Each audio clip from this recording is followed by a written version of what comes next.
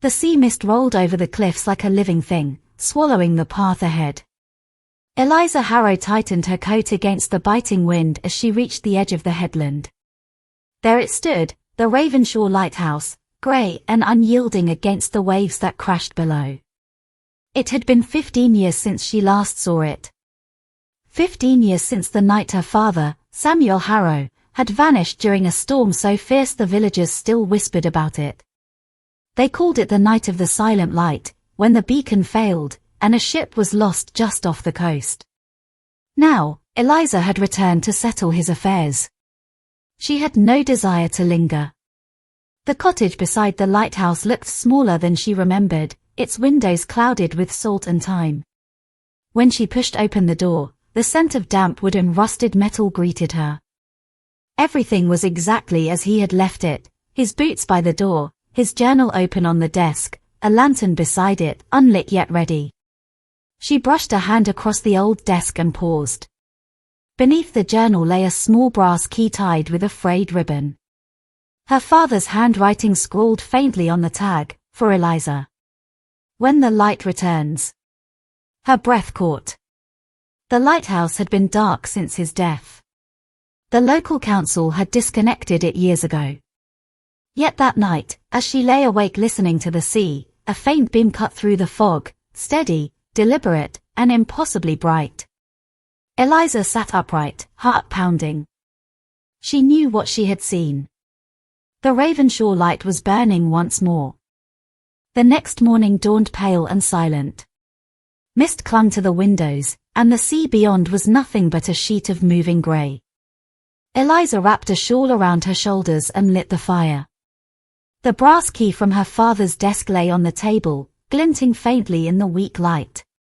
Her mind wouldn't rest. She had seen the beam last night, she was certain of it. But when she asked the villagers that morning in the small Ravenscroft inn, they looked at her with puzzled faces. "No, Miss Harrow," said old Mr. Finch, the innkeeper, shaking his head. "That light's been dead for years.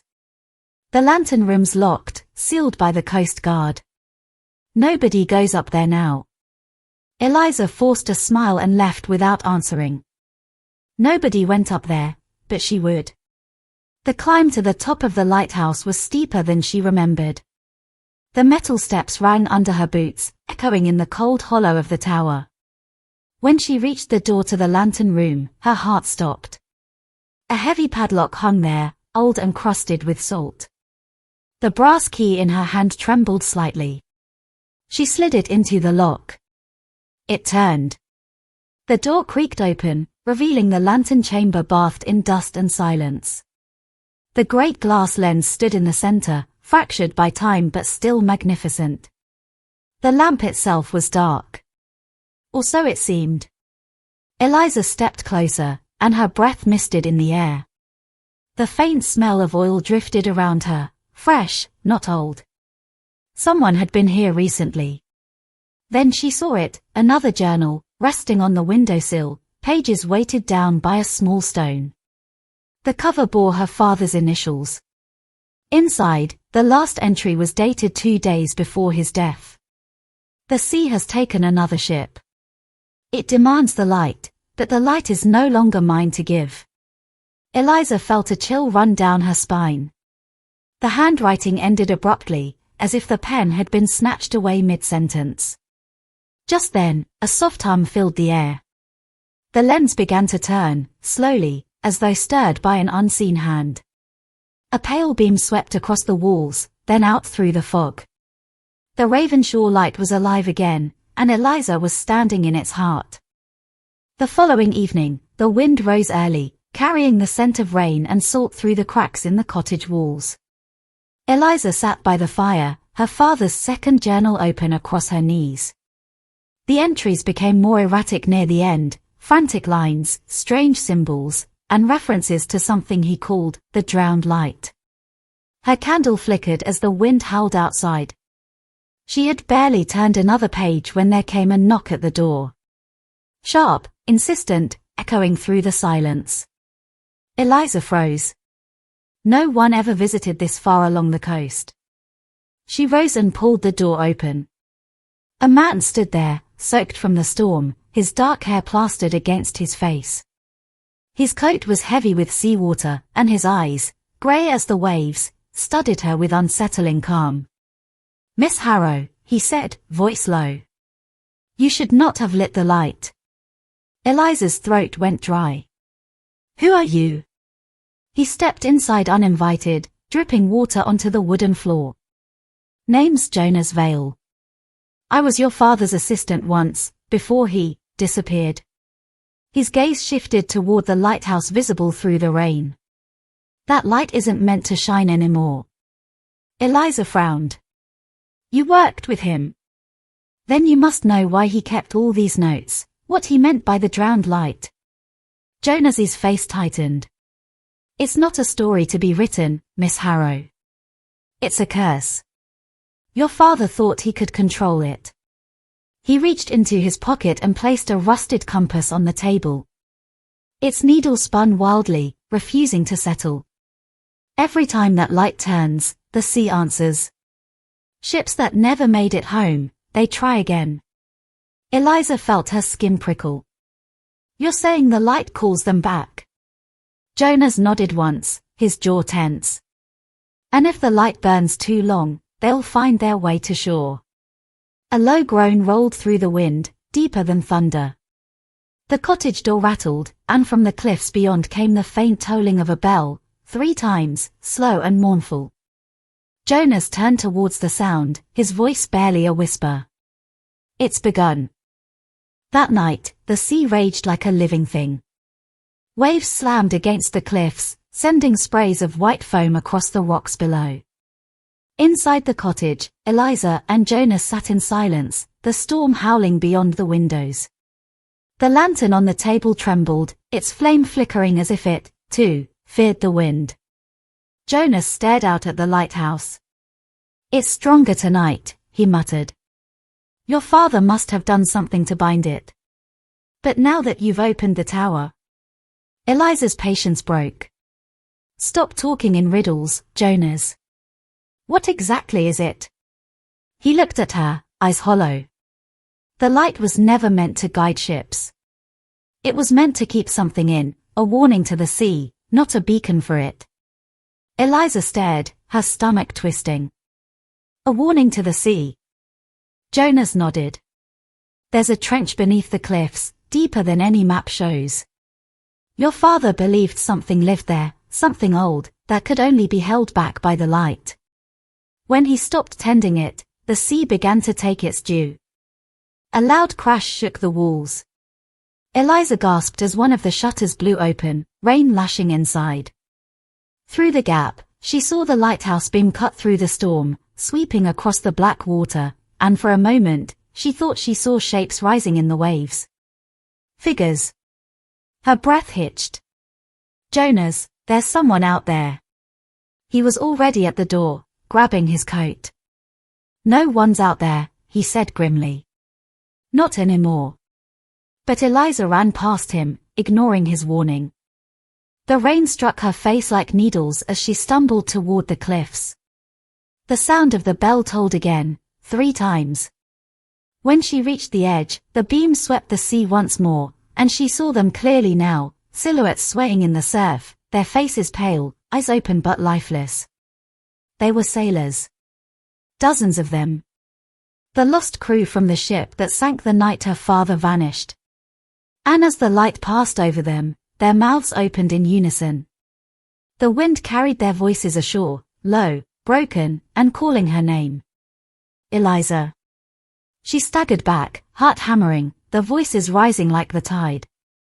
Then, from the corner of her eye, she saw the lighthouse door, wide open, its lights still spinning.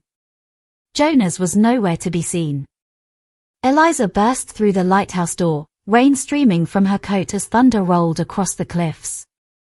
Inside, the tower pulsed with light, each rotation of the lens casting long, warped shadows across the spiral stairs. Her breath echoed as she climbed, calling Jonas's name, but only the wind answered. Halfway up, she heard footsteps above her, slow, deliberate, not her own.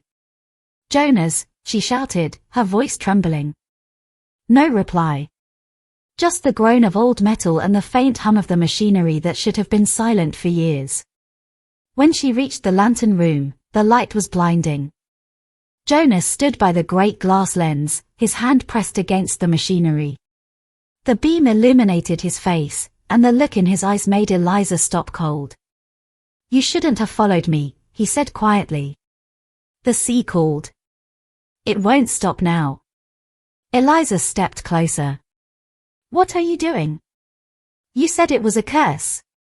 Jonas turned toward her, his expression torn between fear and devotion. "Your father thought he could silence it by giving it a keeper, someone bound to the light. When he died, the bond broke. That's why the dead began to rise. Someone has to take his place." The wind screamed through the broken glass panels, the light spinning faster now, its glow almost alive. Eliza shook her head. "You mean someone has to die?" Jonas's voice faltered. "No, not die. Become part of it." He stepped back, revealing a circle carved into the metal floor, etched with symbols that matched those from her father's journal. In the center lay the old lantern flame, burning without fuel. Its light was deep and shifting, like water reflecting fire. Eliza's pulse raced. "You can't do this." "I already have," Jonas whispered. "I was chosen long before you came back." He reached for the flame, and in that instant, the lens shattered outward with a scream of glass and wind.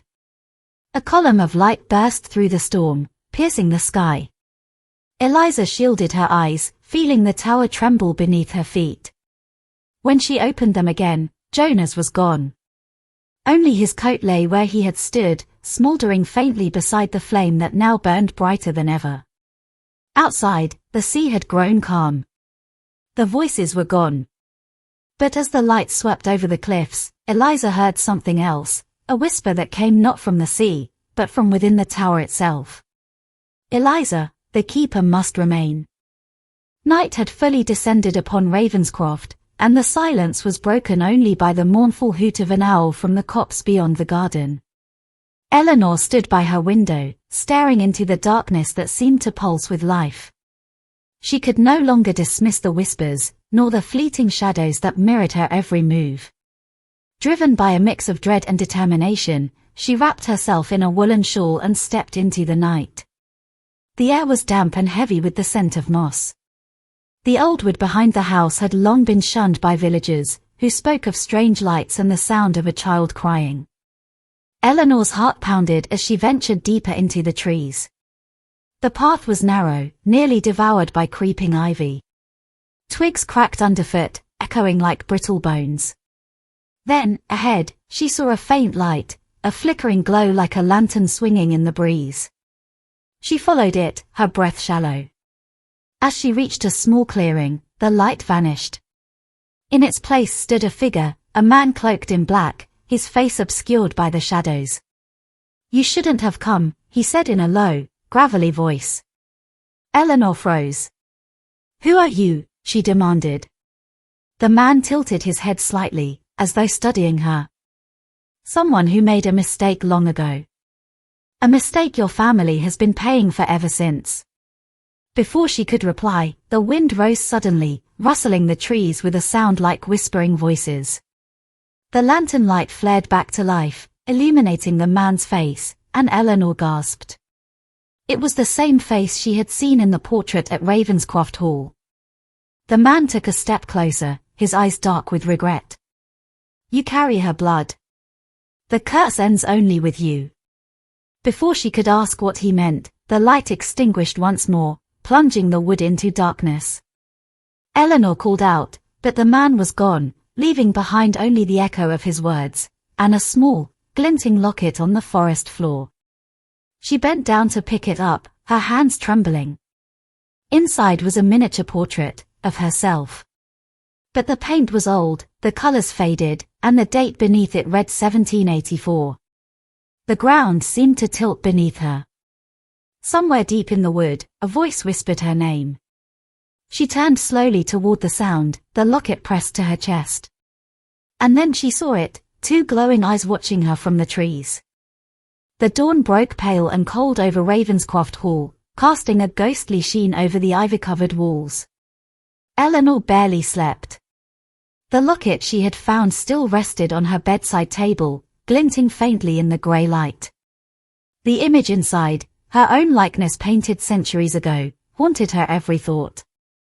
She descended the creaking staircase to find Mrs. Abernathy already awake, polishing the silver in the dining room. The housekeeper looked up at Eleanor's pale face and furrowed her brow. "You've been out, haven't you?" she asked quietly. Eleanor hesitated, then nodded. "Into the wood. I saw someone who looked exactly like the man in the portrait." Mrs. Abernathy's face drained of colour. "You should not have gone there. The wood remembers what happened, Miss Thorne. It remembers the blood that was spilled." "What do you mean?" Eleanor pressed. But the old woman only shook her head and whispered, "Some truths are safer left buried." Later that morning, Eleanor sought refuge in the West Wing, the oldest part of the manor, where no one dared to go. The air was colder there, thick with the scent of age and neglect. Dust hung in the sunlight like drifting ghosts. She found the mirror again, the one that had unnerved her on her first night. Its frame was ornate, carved with serpents and roses, its surface dulled by centuries of grime.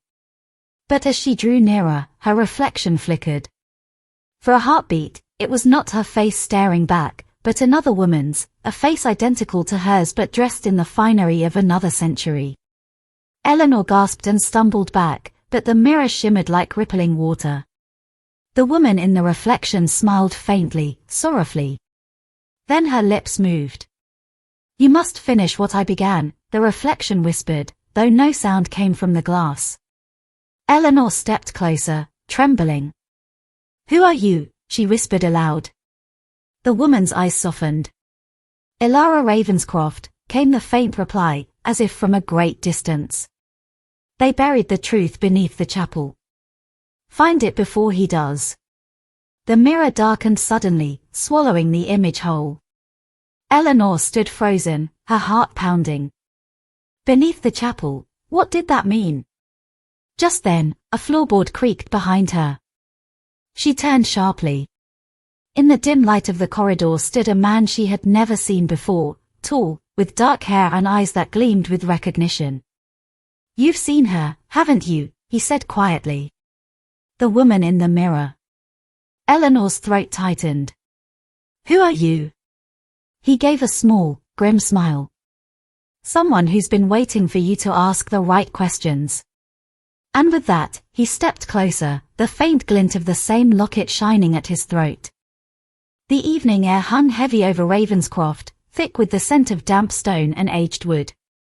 Eleanor followed the man down a narrow staircase hidden behind a tapestry in the chapel's corner. The steps spiraled downward into darkness, cold and musty. "My name is Damien," he said quietly, his hand brushing the wall to guide her. "And I've waited decades for someone of your bloodline to come here. You are the only one who can end this." Eleanor's heart raced. "End what?" Damien stopped at a heavy oak door, bound with iron.